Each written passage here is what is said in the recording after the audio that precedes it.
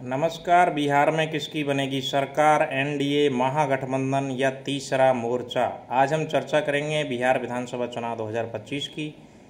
National democratic alliance, राष्ट्रीय जनतांत्रिक गठबंधन, जो कि भाजपा और उसके सहयोगी दलों का गठबंधन है, क्या ये चुनाव जीतेगा? या महागठबंधन, राष्ट्रीय जनता दल और कांग्रेस सहित अन्य वाम घटक दलों का जो गठबंधन है, ये चुनाव जीतेगा? या फिर इन गठबंधनों से इतर जो तीसरा मोर्चा मैं जिसे कह रहा हूँ, वो स्वतंत्र रूप से कई पार्टियां हैं जो विधानसभा का चुनाव लड़ रही है और इन गठबंधनों में शामिल नहीं है। पहले दोनों गठबंधनों की चर्चा करेंगे, उसके बाद स्वतंत्र रूप से चुनाव लड़ने वाली पार्टियों की बात करेंगे। किस राजनीतिक दल ने मुख्यमंत्री का चेहरा घोषित कर दिया है और किस महागठबंधन ने या किस गठबंधन ने चेहरा घोषित नहीं किया है, इसकी विस्तार से बातचीत करेंगे आज। नेशनल डेमोक्रेटिक अलायंस यानी राष्ट्रीय जनतांत्रिक गठबंधन, इसके प्रमुख सहयोगी दल हैं भारतीय जनता पार्टी, जनता दल यूनाइटेड जिसके मुखिया नीतीश कुमार हैं, लोक जनशक्ति पार्टी जिसके मुखिया चिराग पासवान हैं, हम जीतन राम मांझी हिंदुस्तानी अवाम मोर्चा, इसके अलावा राष्ट्रीय लोक मोर्चा आरएलएम उपेंद्र कुशवाहा की पार्टी, ये प्रमुख एनडीए के घटक दल हैं जो बिहार विधानसभा चुनाव 2025 में हिस्सा ले रहे हैं। हालांकि आपको बता दें, मौजूदा जो सरकार थी, हाल ही में जो सरकार थी पिछले विधानसभा चुनाव में, वो एनडीए की सरकार थी, लेकिन इसका एक प्रमुख घटक दल जो था वीआईपी, विकासशील इंसान पार्टी, इसने एनडीए को छोड़ दिया है और अब ये महागठबंधन का हिस्सा है।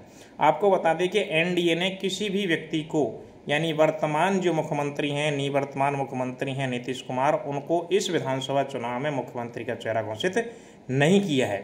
यानी एनडीए ने मुख्यमंत्री का कोई चेहरा अभी तक घोषित नहीं किया है। 6 और 11 नवंबर को चुनाव है और 14 नवंबर को मतगणना होगी। आइए बात करते हैं महागठबंधन की। महागठबंधन कांग्रेस, राष्ट्रीय जनता दल जिसके मुखिया तेजस्वी यादव हैं, वीआईपी विकासशील इंसान पार्टी जिसके मुखिया मुकेश सैनी हैं, और वाम घटक दल यानी कम्युनिस्ट पार्टियां जो हैं, प्रमुख रूप से 3 कम्युनिस्ट पार्टियां हैं। कम्युनिस्ट पार्टी ऑफ इंडिया यानी भारतीय साम्यवादी दल, कम्युनिस्ट पार्टी ऑफ इंडिया मार्क्सवादी यानी मार्क्सवादी कम्युनिस्ट पार्टी ऑफ इंडिया, और CPIML communist party of India मार्क्सवादी लेनिनवादी। कम्युनिस्ट पार्टी ऑफ इंडिया मार्क्सवादी लेनिनवादी के भी 2-3 गुट हैं, लगभग 3-4 गुट हैं, लेकिन कम्युनिस्ट पार्टी ऑफ इंडिया मार्क्सवादी लेनिनवादी लिबरेशन, ये जो गुट है, इसकी पिछले विधानसभा में भी विधायक थे और इस बार भी इसकी सीटें आएंगी। इसके प्रमुख हैं इस पार्टी के CPIML लिबरेशन के दीपांकर भट्टाचार्य।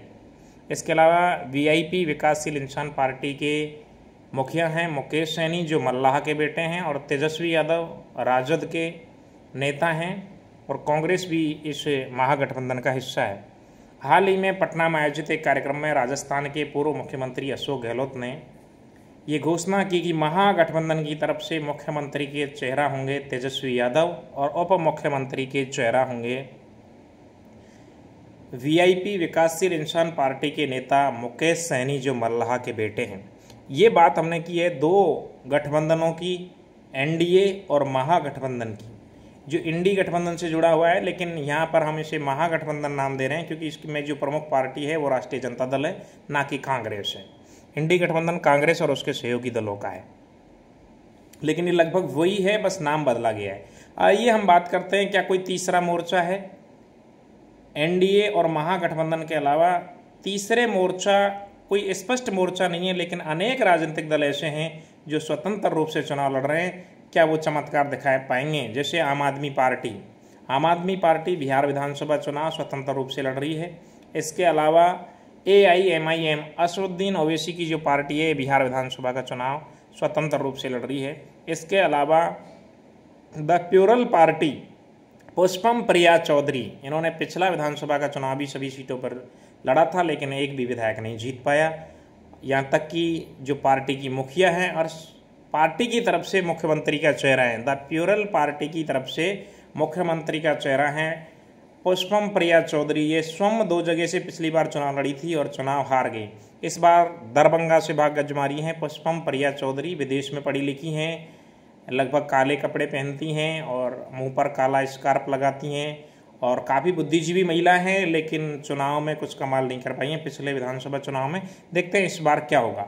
इसके अलावा जो सबसे बड़ा उलटफेर करने वाली तीसरे मोर्चे में, यानी इन गठबंधनों से बाहर जो मोर्चा है, एक पार्टी है प्रशांत किशोर यानी पीके की पार्टी, जन स्वराज पार्टी। प्रशांत किशोर का कहना है कि या तो वो अर्श पे रहेंगे या वो फर्श पे रहेंगे।